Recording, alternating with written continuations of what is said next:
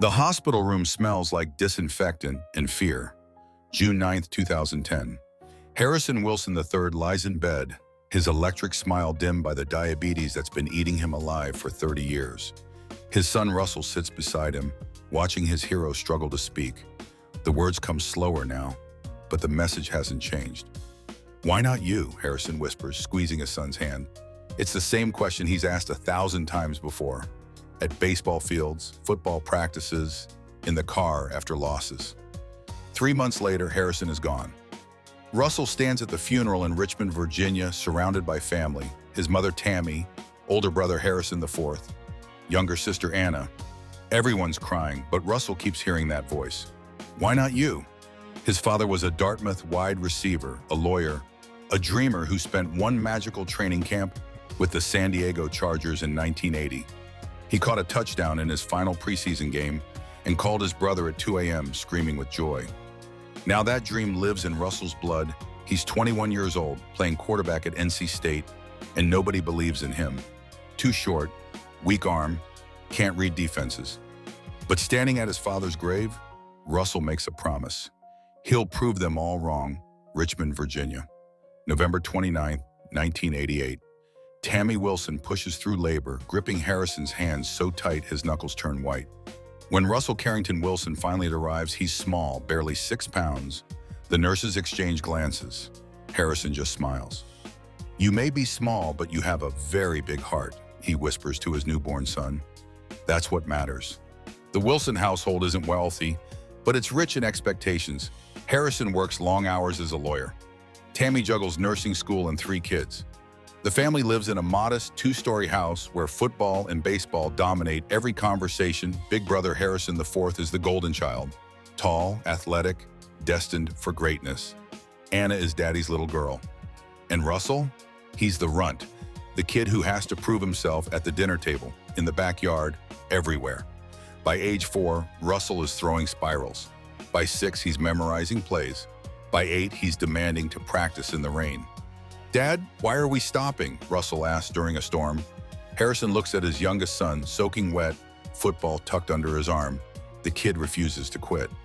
"All right," Harrison says, grinning. "Let's go." But even then, whispers follow Russell everywhere. Too small, too short. Not enough. He hears these words constantly and they sting, but they also fuel something dangerous inside him. Collegiate school, Richmond Fall, 2003. Russell Wilson walks onto the varsity football field as a freshman, 5'10", maybe 180 pounds soaking wet. The upperclassmen laugh, the coaches shake their heads. But when the ball snaps, something changes. Russell moves like water through stone, slipping tackles, buying time, firing bullets downfield. By his junior year, he's untouchable. He throws for over 3,000 yards, leads collegiate to a state championship. But there's a problem brewing baseball. Russell is a lethal second baseman. Quick hands, cannon arm, baseball IQ off the charts. The Baltimore Orioles notice. MLB scouts circle like sharks. When the Colorado Rockies draft him in the 4th round of the 2007 Shiwi MLB draft, they offer real money. Russell signs, takes $194,000, then commits to NC State 4 football. The backlash is immediate. NC State coaches explode. "You can't do both," they scream. Baseball teammates call him selfish. Football recruits think he's not serious. His high school coach warns him he'll fail at everything. Even friends turn cold. "Pick one, Russell. You're gonna blow it." Harrison pulls his son aside in the garage, voice low. "They're scared of what they can't understand. You do both. Prove them wrong." So Russell plays minor league ball in summer, football in fall, exhausted, criticized, doubted, but he refuses to choose because choosing feels like giving up. And Wilson men don't quit. NC State, September 2007. Russell steps onto Carter Finley Stadium wearing number 3. The crowd roars. His father sits in the stands, camera in hand, grinning ear to ear. Russell's freshman season is electric. He throws for 1,955 yards and 17 touchdowns.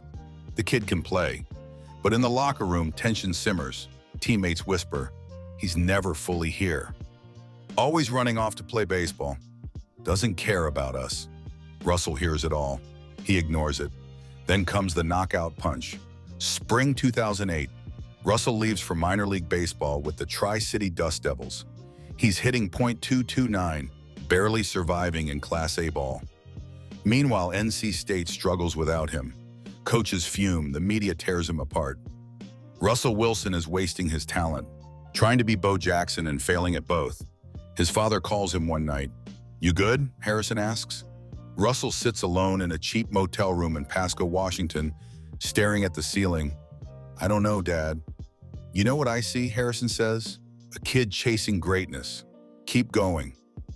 But the doubt creeps in like smoke, because for the first time in his life, Russell Wilson wonders if everyone else is right. Maybe he can't do both. Maybe he's not enough. June 9th, 2010. The call comes at 3 a.m. Russell's phone buzzes in his NC State apartment. He's 21 years old, just finished his junior year. He knows before he answers. His father is gone. Harrison Wilson III, lawyer, dreamer, believer, dead at 55 from complications of diabetes. The day before, Russell was celebrating. The Colorado Rockies drafted him in the 4th round. His phone was ringing with congratulations. His father was supposed to call, but never did.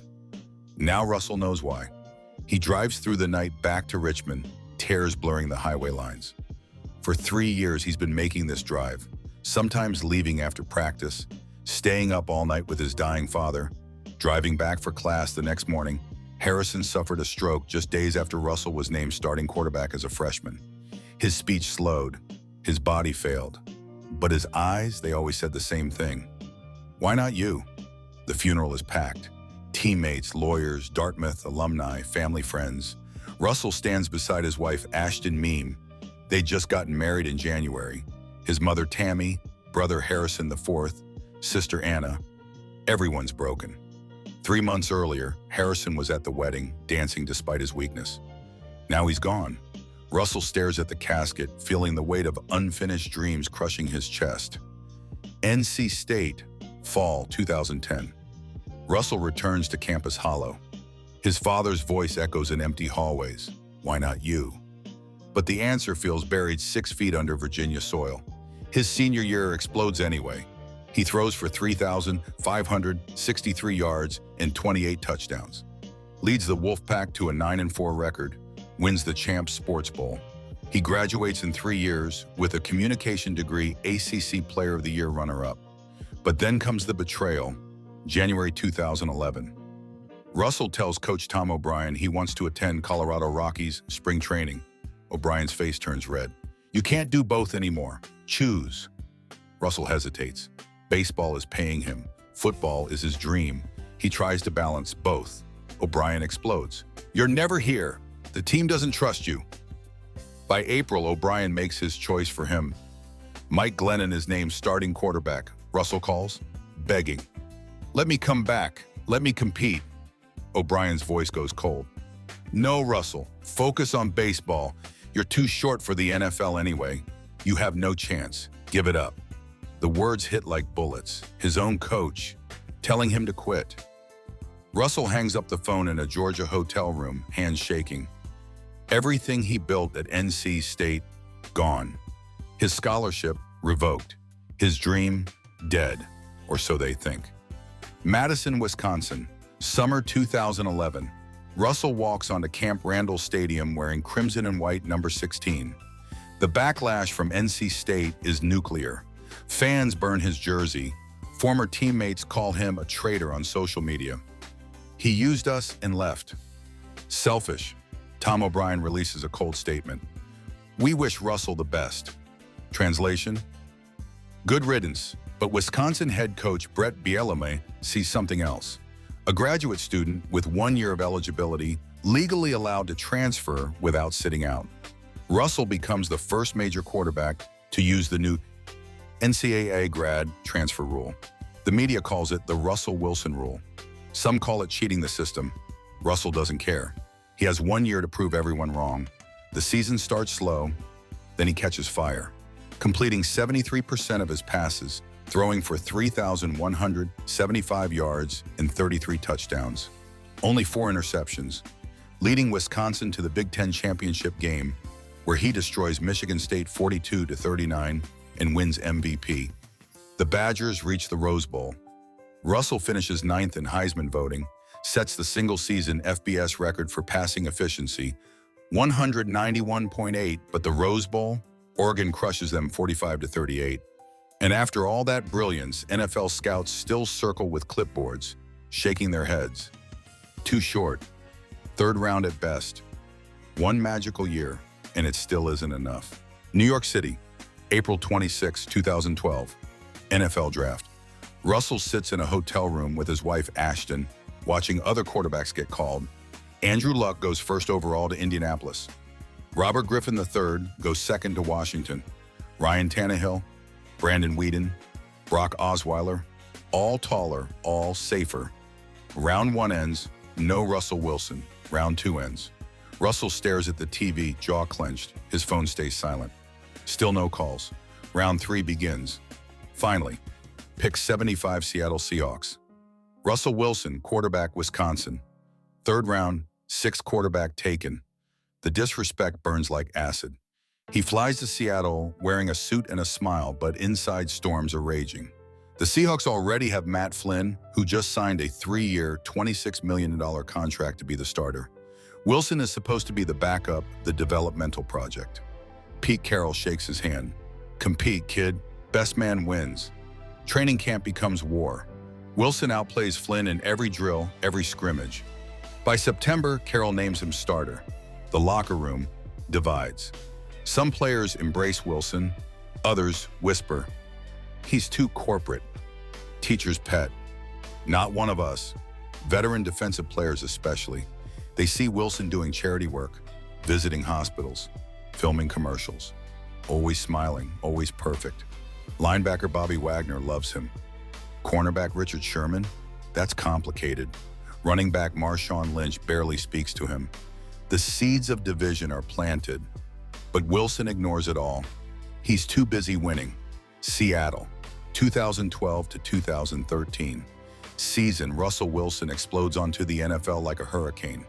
11 wins as a rookie. Ties Payton Manning's rookie touchdown record, named Pepsi Rookie of the Year.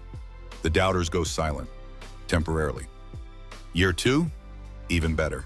He leads Seattle to a 13-3 record, dismantles playoff opponents, but marches into Super Bowl 48 against Peyton Manning's Denver Broncos MetLife Stadium, New Jersey. February 2nd, 2014, the Legion of Boom defense annihilates Denver 43-8. Russell throws for 2 touchdowns, orchestrates the massacre. At 25 years old, he's a Super Bowl champion.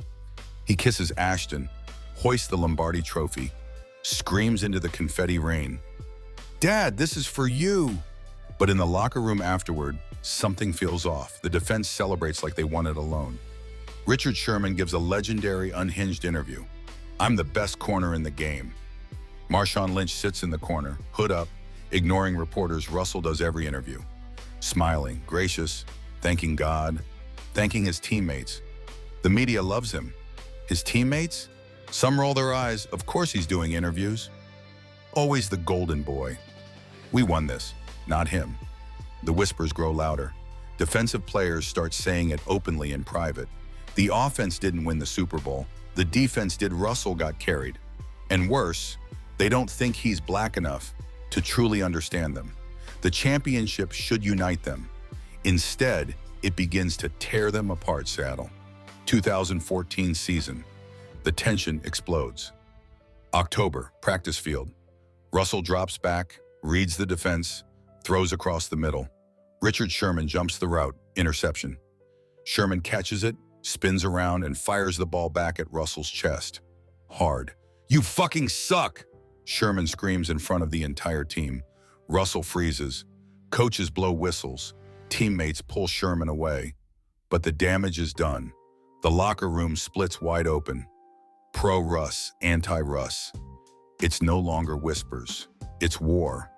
Wide receiver Percy Harvin hates Wilson openly, calls him fake, corporate, a puppet for management. Harvin punches Golden Tate in the face during practice over something unrelated. February 2023.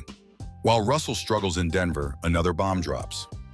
USA Today publishes a 6-month investigation into his Why Not You Foundation, the charity he and Ciara started in 2014. The findings are devastating. From 2020 to 2021, the foundation raised over $7 million, but only 24 cents of every dollar went to actual charitable work. The rest? Salaries. Over $1 million in employee benefits. The chief strategy officer, Ryan Tarpley, makes $200,000 and also works for Russell's family office. Experts call it illegal.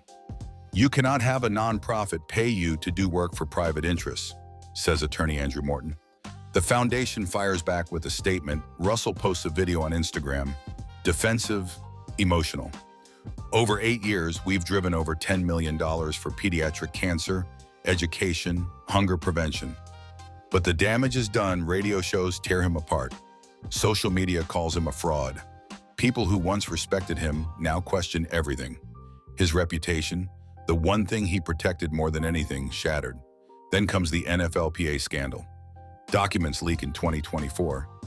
J.C. Tretter's texts calling Russell a wuss become evidence in a collusion case. NFL owners use it to argue they didn't collude against players. The union president hated Wilson too. Russell becomes a pawn in a lawsuit involving billionaires, unions, and corruption. His name dragged through mud again. The golden boy image? Gone. The perfect reputation? Destroyed. What's left? Pittsburgh, Pennsylvania, September 2024. Russell Wilson signs a 1-year deal with the Steelers' minimum salary. No guarantees. The man who once made $245 million is now fighting for scraps. He competes with Justin Fields for the starting job. Head coach Mike Tomlin chooses Russell. Week 1, he plays solid. Week 2, better. By mid-season, the Steelers are winning. Russell looks functional, not spectacular, not broken, just there. He's 36 years old now. The Why Not You Foundation scandal? No lawsuit was ever filed, just reputation loss. Married to Ciara, 3 kids together, Sienna, Wynn, Amora. He's also a stepfather to Future Zahir, Ciara's son, with rapper Future. They live in a mansion, post Instagram photos of family dinners and vacations. The perfect life on the surface. But at night, Russell still hears the voices, too short, not black enough. You fucking suck. Traitor. Odd. Malcolm Butler's interception plays on repeat in his mind. His father's voice whispers through the noise, why not you? Russell doesn't have an answer anymore. He gave everything, sacrificed everything. And for what? 1 Super Bowl, a shattered reputation, a career defined more by what went wrong than what went right. He stands on the Steelers' sideline, staring at the scoreboard, wondering if this is how it ends. Not with glory, not with a ring, just fading away. But maybe that's the lesson. Maybe his father's question wasn't about becoming the greatest. Maybe it was about surviving the fall. And Russell Wilson, he's still standing.